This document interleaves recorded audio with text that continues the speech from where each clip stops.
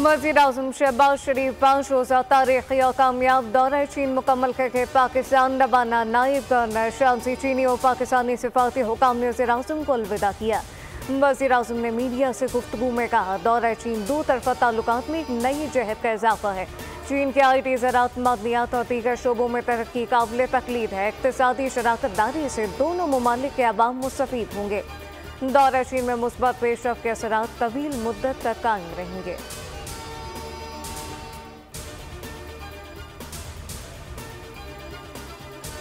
कच्चे के डाकुओं की कराची में वारदातें। ठट्टा पुलिस ने चल कराची से अगवा होने वाला नौजवान बाजियाब करा लिया। DIG हैदराबाद ने बताया कि इंचर के इलाके में छापे के दौरान ताजिर के अगवा में मुलव्विस 2 अगवाकारों को गिरफ्तार कर लिया गया। मुलजिमान का ताल्लुक शिकारपुर और लाड़काना से है। अगवाकार ताजिर और उसके ड्राइवर को अगवा करके अपने ठिकाने ले जा रहे थे। सब्सक्राइब करें और बेल दबाएं ताकि कोई खबर रह न जाए।